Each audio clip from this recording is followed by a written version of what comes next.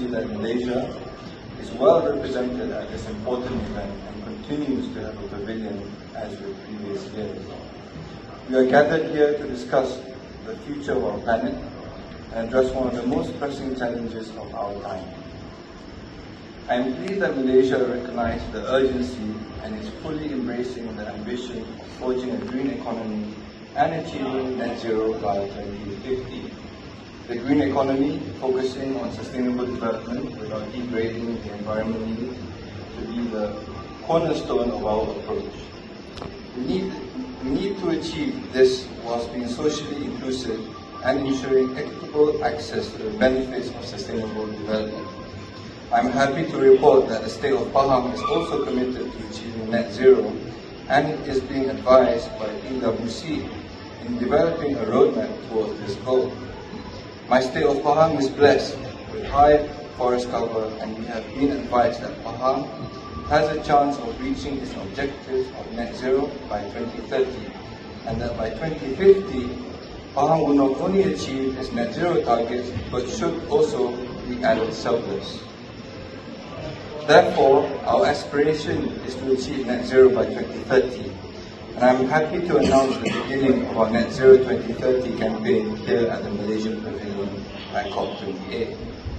Our approach in Pahang is structured around 5 pillars, namely energy, transportation and built environment, circular and waste, industry and services, and land use, agriculture and forestry.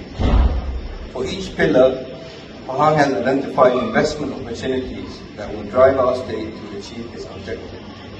One challenge I have encountered in persuading my state government to embrace net zero by 2030 and the new green economy is understanding the potential of alternative revenue streams compared to traditional ones, predominantly from logging and mining and other extractive industries.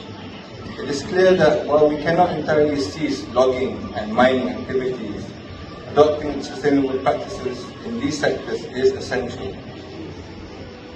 The state needs to recognize that revenues generated through green economy initiatives can supplement and potentially exceed our existing revenue streams sustainably. A notable example of this is the state's decision to grant a concession of 110,000 hectares of peat swamp forest in Bhutan. This concession aims to sequester carbon credits from the preservation of the peat swamp, demonstrating a viable way for revenue from the green economy to replace traditional income from activities like logging effectively, which has been traditional in the Pekang area. I am also championing the protection of our beloved Malayan tiger, which we all know is critically endangered, and we have less than 100. I'm very grateful to the state of Pahang for agreeing to gazette over 100,000 hectares of forest as the first Royal Tiger Reserve in Southeast Asia and outside of India. I'm grateful also that they have named the Tiger Reserve after my father as the Al-Sultan Abdullah Royal Tiger Reserve. We are embarking on a program to protect the Malayan tiger, specifically from poaching activities, and to embark on a rewilding program which has never been done before in Malaysia. I'm grateful for the support we have received from India, which has provided us with technical assistance as they have increased their tiger population for the last 50 years.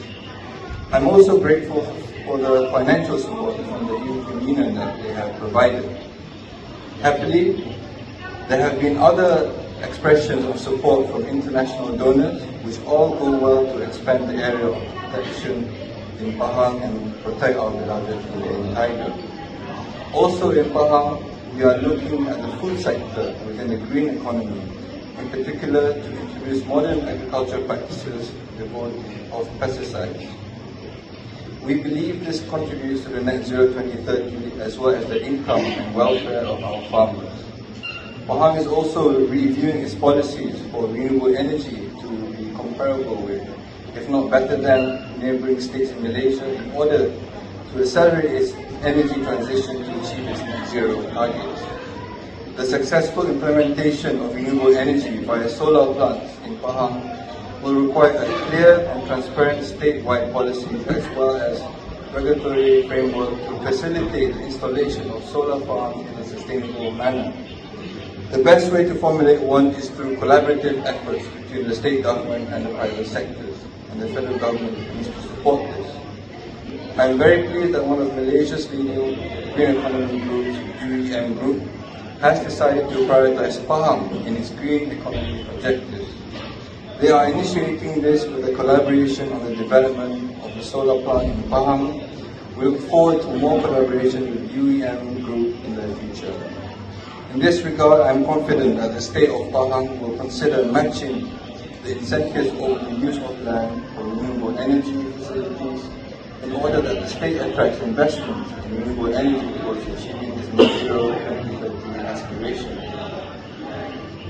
Lastly, I would like to thank you to the Malaysian government and the Ministry of Natural Resources, Environment and Climate Change for inviting me to the opening remarks. I'm grateful to have your attention here today.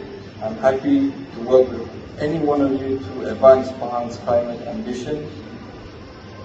Pahang aspires to be a leading example in its initiative, and we welcome support from investors in our net zero 2030 objectives. So please do come and speak to me and the representatives from the state government anytime. Together, let us join hands in forging green economies that benefit both people and planet. Thank you all.